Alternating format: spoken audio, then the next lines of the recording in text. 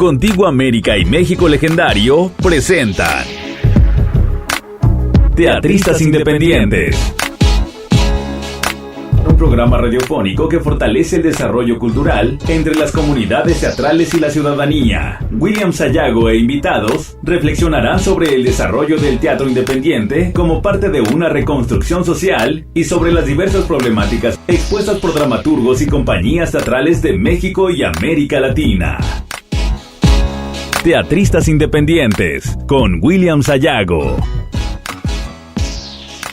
Hola, muy buenas tardes. Soy William Sayago y me da mucho gusto que nos acompañen en Teatristas Independientes. Hoy tenemos de invitado a el maestro Felipe Galván, compañero teatrista, dramaturgo, investigador, docente, director, editor.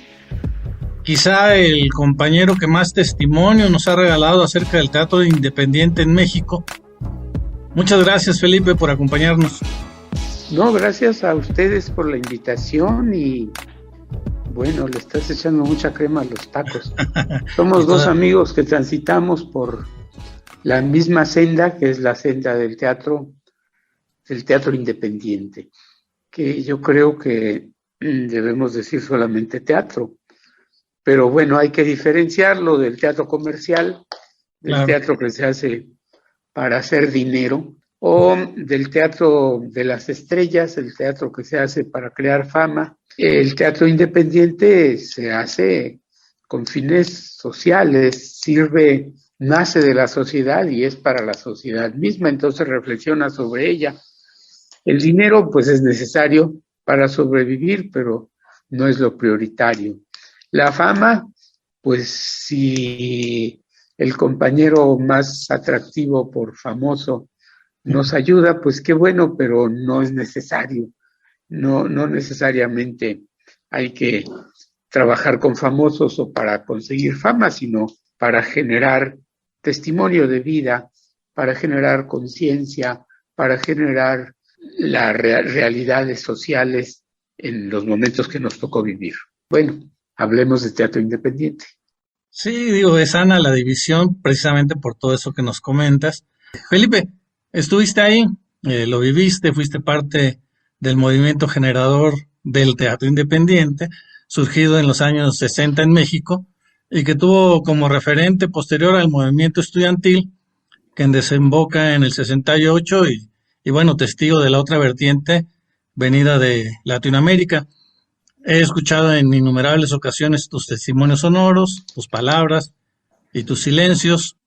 Nos has instruido con referencias históricas claras, con referentes importantes en cuanto a creadores, obras, grupos. Has analizado la ética, la estética, las políticas, las poéticas.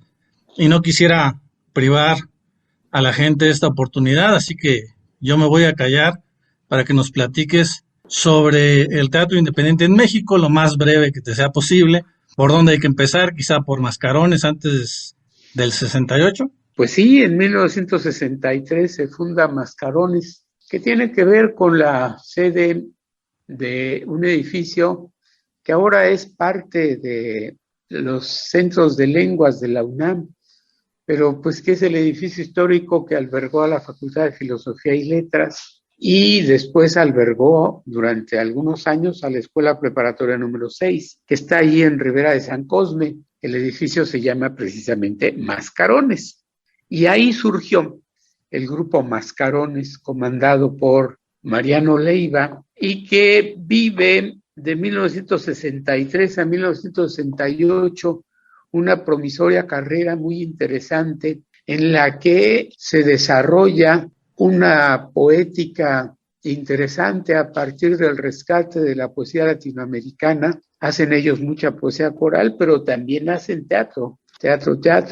Por ahí vimos a Egon Wolf y Los Invasores, entre otros textos, pero que también es semillero de gente importante, lo mismo de gente en la actividad contemporánea, ahora viva y con toda la fuerza, como Marionetas de la Esquina, y particularmente con la directora de Marionetas de la Esquina, que es desde aquellas épocas, no es de las que se asocian en 63, entra un poco después pero forma parte importante de Mascarones en esos primeros años. Asimismo, también pasa por ahí directores tan importantes como gente que después concretará proyectos independientes más allá de Mascarones, como el Grupo Cero, por ejemplo, con gente como José Manuel Galván, alias El Topo, que tú conoces muy bien y que es un referente contemporáneo actual del teatro en Morelos. Se puede hablar mucho de esa etapa, que es una etapa que nace independientemente y que se fortalece con un buen apoyo que le da el Instituto Nacional de la Juventud Mexicana, el INJUVE, el famoso INJUVE. En aquellos entonces promueve giras con el Grupo Mascarones, que originalmente surge como grupo universitario, pero que es un grupo autosuficiente que en términos creativos, en términos poéticos, y que da una propositividad original para el teatro de aquella época. Una organización que evidentemente también tuvo algunos auxilios de la UNAM, después del INJUVE, quizá en algunos momentos paralelamente de ambos, pero la fuerza, lo fundamental, era su propositividad original en la escena mexicana, y girarán mucho, desarrollarán mucho trabajo a nivel de la Ciudad de México, pero también girarán a diversas partes del país. Entonces, es una interesante etapa que sienta bases de lo que en 68 sería un gran boom, como bien lo dices.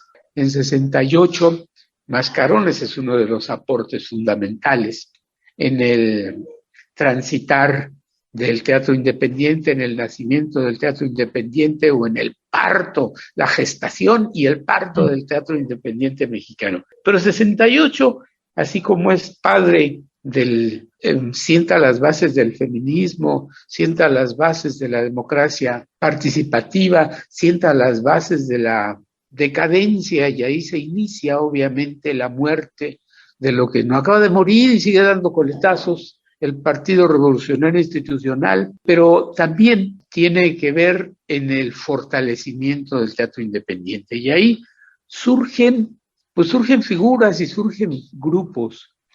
Por ahí vendrá un fuerte apoyo por la canción mexicana, porque ya estaba en activo Óscar Chávez y ya venía desde un buen tiempo atrás Judith Reyes. Por ahí aparecerá también José de Molina, pero fundamentalmente en teatro aparecerá gente interesante como Enrique Ballesté, que es una historia particular de la que nos podremos llevar uno o varios de tus programas, como este, de más de una hora o de una hora mínimo. Pero surgen también los nacos, surgen en 68 al amparo del movimiento estudiantil, surgen agrupaciones teatrales en el Politécnico, en la Escuela Nacional de Ciencias Biológicas. Hay 2 grupos en 68 que andan girando a distintos lugares, a distintas partes. Y bueno, se sientan las bases de lo que vendrá después del 68. Después del 68 habrá intentos de organizaciones culturales, de grupos independientes, y vendrán un movimiento muy interesante que se llamó Frente de Arte Revolucionario Organizado. Ahí ya participa Mascarones, por supuesto, los nacos, participa el Arte Colectivo en Acción, que era una bola de locos que se juntaban y cantaban, decían poesía y pintaban murales mientras hacían una función. El pintor Hernández Delgadillo pintaba, mientras Leopoldo Ayala y Beatriz Monch hacían poesía, y José de Molina y Judith Reyes cantaban. Y mientras eso sucedía, terminaba Hernández Delgadillo su presentación y su pintura al unísono. Entonces, también ahí Mascarones sigue girando, obviamente ya sin el apoyo del INJUVE, empiezan a girar los nacos y empezamos a surgir otros grupos interesantes, otros grupos importantes. Por ahí, en aquel entonces yo me invitan a una colonia proletaria en México, y empiezo a dirigir un grupo de teatro en el este de la Ciudad de México, en la colonia Pantitlán concretamente, el grupo Crepúsculo. Entonces damos guerra durante un buen rato hasta que surge en 1973 ese importante movimiento que fue en los 70 del Centro Libre de Experimentación Teatral y Artística, donde, pues, obviamente los miembros del Faro fuimos los primeros o de los primeros que llegamos a trabajar con los muchachos del grupo Fantoche, que son los verdaderos fundadores del CLETA. Entonces, ahí se agrupan muchas organizaciones que venían trabajando por su cuenta en la Ciudad de México y fuera de la misma. Llegarán grupos hasta de San Luis Potosí, como el grupo Asociación de Ideas, que después de unos meses de estar acá en México se transformará en el grupo Sopilote.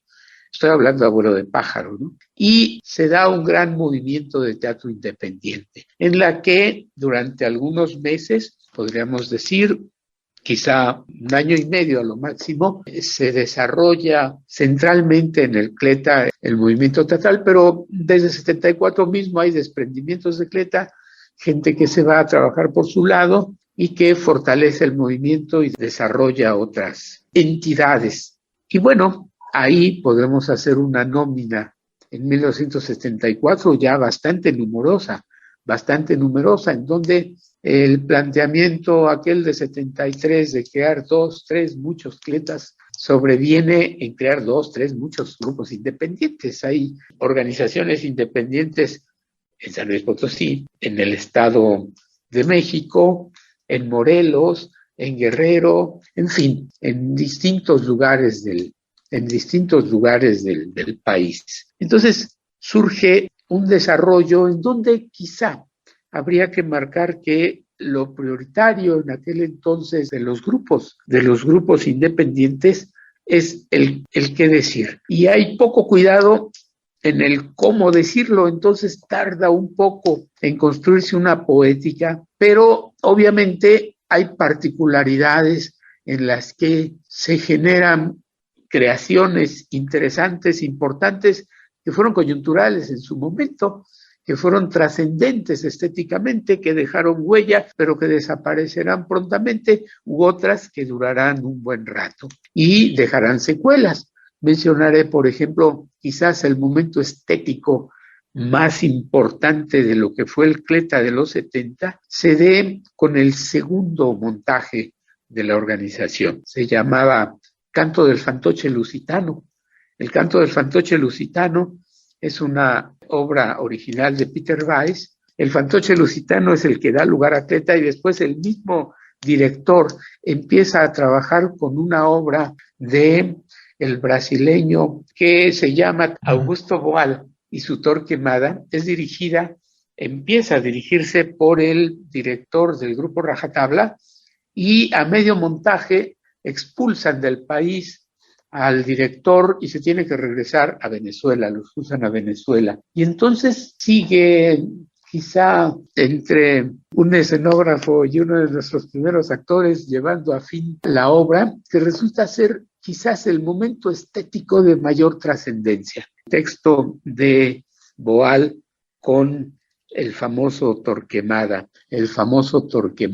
Este grupo que hubiera dado un gran brinco estético para CLETA se disgrega, regresan a Bellas Artes, muchos de ellos serán después grandes pilares en la Compañía Nacional de Teatro México, como Claudio Obregón, que fue uno de los que tomó la dirección de este texto, y uno será el gran maestro de la escenografía mexicana, que fue precisamente quien hizo la escenografía del texto de Boal. Entonces, es interesantísimo ese momento, pero al mismo tiempo que se dispersa, pues posibilita el crecimiento también de estas formas de hacer teatro. De estas formas de hacer teatro que lo fundamental tienen una independencia ¿de qué?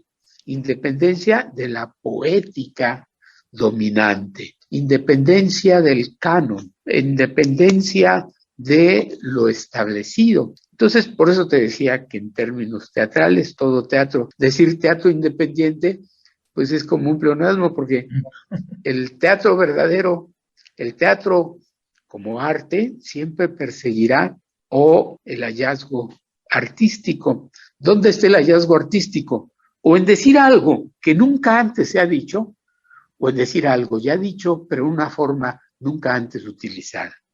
Y esa era la búsqueda abierta para el teatro todos sus sentidos, ¿no? Por eso te digo que cuando el teatro es suplantado por la búsqueda de dinero, pues deja de ser el teatro que busca el hallazgo artístico, o cuando el teatro es suplantado por la búsqueda de fama o de currícula, pues deja de ser prioritario el hallazgo o la búsqueda del hallazgo artístico. Por eso el teatro independiente busca siempre lo nuevo, lo que no está escrito, lo que no está dicho, lo nuevo en lo dicho o en la forma, en el contenido o en lo formal. Vamos a ir a una pequeñísima pausa y enseguida regresamos.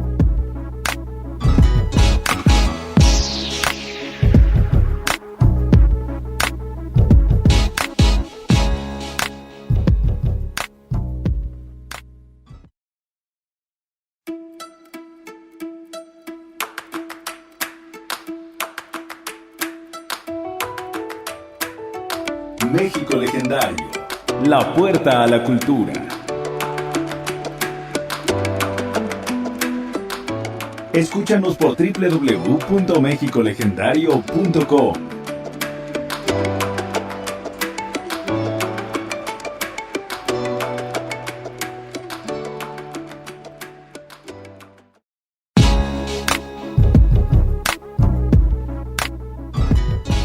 Estamos con Felipe Galván, compañero teatrista, actor, dramaturgo, director de escena y docente.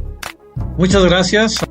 Sobre el teatro independiente en México. Entonces, con toda esta historia, con toda esta pulverización, que al mismo tiempo es enriquecimiento después del 74, podríamos hablar también de un teatro independiente silvestre, un teatro independiente poco sin poética o buscando su poética. Por supuesto que llega a concretarse, en algunos casos en forma sensacional.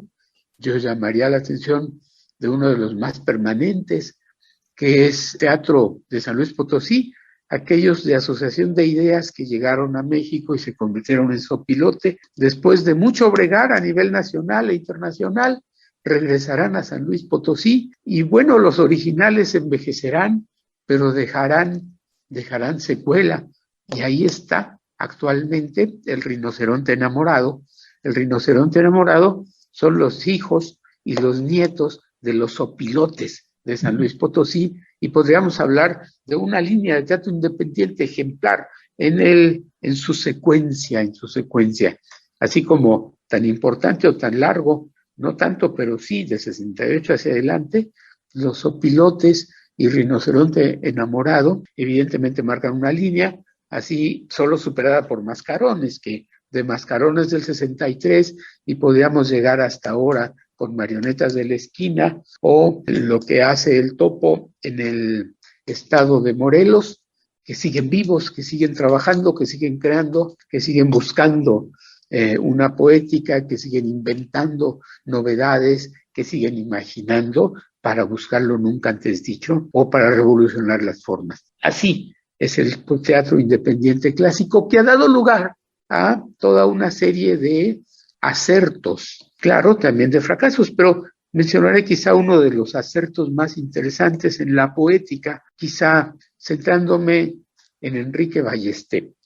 Enrique Ballesté hablaba del teatro necesario, que el teatro independiente es el que hace el teatro necesario. ¿Necesario para qué? No sé si Enrique lo traduce de Sudamérica o es una aportación propia de Enrique, que además era compositor, era cantautor y seguramente estuvo cerca de Ali Primera. Entonces él traduce o encuentra el hallazgo en el teatro mexicano y dice, con su famoso Teatro Zumbón, nosotros hacemos un teatro necesario. Eso es lo que hacía, o que lo que intentaba hacer el grupo Zumbón, lo que intentaban hacer los grupos independientes que han dejado escuela, que han dejado trascendencia. De la entrevista con Felipe Galván, compañero teatrista, actor, dramaturgo, director de escena y docente.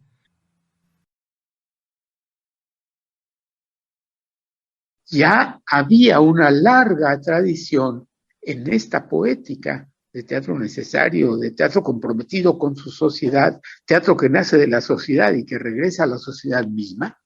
hay una larga tradición en el Cono Sur, particularmente en la región del Río de la Plata. Y entonces 1976 es clave, porque ese movimiento independiente mexicano, grande, pulverizado y enriquecido, como dije hace un momento, pero que continuaba siendo silvestre, se encuentra en 1976 con una institución que llega a México, exiliada, el Teatro de El Galpón. Los uruguayos del Galpón llegan a México con una poética definida, con una organización y con una política también muy clara. Y entonces el Galpón sienta las bases de un independentismo profesional, de un independentismo académico, de un independentismo trascendente, de un independentismo que garantiza por sus propios medios y por sus propias capacidades a largo plazo un discurso estético permanente desde la escena. Y eso es lo que nos enseña el Galpón, eso es lo que nos muestra el Galpón, porque finalmente el Galpón regresa a Uruguay, pero deja una herencia. Y esa herencia son dos de sus integrantes, que son Raquel Seoane y Blas Braidot. Ellos, junto con Mario Ficacci, en el acta constitutiva, así lo dicen, los tres en el acta constitutiva fundan Contigo América. Contigo América, esa institución, que eso no lo entendíamos en el Teatro Independiente Mexicano. ¿Por qué institución si no somos el PRI? Le teníamos roña al término institucional, pero no, pues institucional lo usurpa el PRI como usurpó la revolución. Los primeros años del PRI son interesantes, no los últimos, no los de su debacle, no los post-68eros y post-68eros. Evidentemente, la institucionalización tiene que ver con que el órgano independiente tenga cuerpo, tenga solidez, tenga pie, tenga sustento y tenga capacidad de respirar, de alimentarse y de liberarse de tóxicos cada vez que sea necesario. Por eso, la institución, entonces eso, valga la redundancia, la institución la instituye en términos prácticos en el terreno mexicano, Contigo América. Y esa es la gran aportación de Blas Braidot y de Raquel Seoane, obviamente compartida con Ficacci en el primer aliento, pero después con muchas generaciones que han tenido que ver y que tienen que ver. Y bueno, por eso me estás entrevistando tú ahora, porque te dices independiente, porque conservas, mi querido William Sayago, la esencia del independentismo desde Contigo América. Pero el término es un término muy manoseado, y es un término que qué bueno que me permite que seguimos reflexionando sobre él, porque de pronto se lo han apropiado cualquier familia que junta a su gente o cualquier señor empresario que junta a sus empleados y dice, somos independientes porque no tenemos subsidio del Estado. No es cierto, eso no es ser independiente. Ser independiente es también ser colectivo, es también ser horizontal en las decisiones, es también ser abierto a la sociedad y abierto con la sociedad. Y bueno, el término independiente no es porque tengo mi teatrito y es mío y no es del Estado, o es mío y de nadie más, por eso soy independiente. No. Ahora de pronto hasta un intérprete que viene del comercio, que puede tener o no talento, pero que viene del comercio, de pronto, como los subsidios estatales se dan para grupos independientes, declaran así el FONCA, no sé si sigue existiendo el FONCA o su herencia, lo que siga, es para grupos independientes. Entonces de pronto gentes que vienen de Televisa se declaran independientes, o gentes a las que se les acabó el sexenio, que eran directores de la Compañía Nacional de Teatro o de alguna otra instancia, y que se les acabó el sexenio o el nombramiento, se dicen independientes. No, pues por supuesto que no. En un caso eran buscadores de dinero y en otro caso eran buscadores de currícula. Eso no es ser independiente, aunque se declaren mañosamente independientes. Y bueno, evidentemente la independencia está en la poética, la independencia está en la organización, la independencia está en la política, en las definiciones y en los accionares de el quehacer teatral. Por eso hay que seguir hablando de independencia teatral.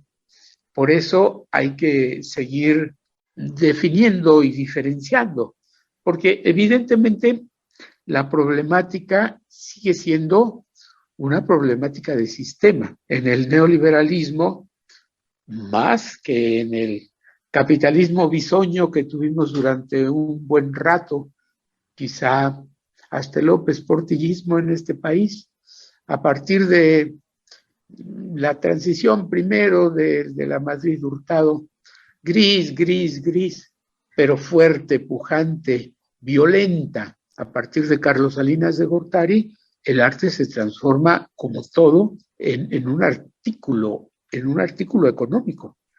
El arte es importante en la posibilidad de que produzca plusvalía. No, graso error.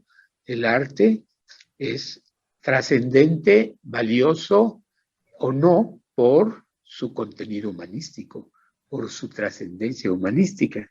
Entonces, en este tiempo, pero también desde el capitalismo, pues el teatro tiene que sobrevivir. Y pues para sobrevivir tiene que utilizar todas las armas existentes, todas las armas posibles. ¿Para qué? No solo para sobrevivir, sino para tener las condiciones óptimas de la búsqueda estética, de la búsqueda artística. Y ese sigue siendo el reto. Los independientes que trabajan para la beca, los independientes que trabajan para el subsidio, pues también han perdido su esencia independiente, aunque se llamen independientes. El teatro independiente deberá continuar en la ruta marcada de la búsqueda estética, del hallazgo artístico. Decir algo nunca antes dicho o decir algo ya dicho en una forma nunca antes utilizada. Eso es lo que define al teatro. Y por supuesto, pues es lo que define al teatro independiente, que seguirá teniendo el apellido mientras exista teatro del dinero y teatro del currículum o teatro de la fama. Entonces, pues es lo que diría yo en un breve primer acercamiento, querido Willy. Muchas gracias, Felipe. Estamos llegando al final de esta primera parte de la entrevista con Felipe Galván, compañero teatrista, actor, dramaturgo, director de escena y docente. Muchas gracias a Radio México Legendario y a Contigo América, a nuestros productores Marlene López y Mario de la Fuente. Los esperamos el próximo jueves a las 19 horas para seguir escuchando la segunda parte de esta entrevista aquí en Teatristas Independientes. Contigo América y México Legendario presentaron Teatristas Independientes, un programa radiofónico que fortalece el desarrollo cultural entre las comunidades teatrales y la ciudadanía. Teatristas Independientes con William Sayago.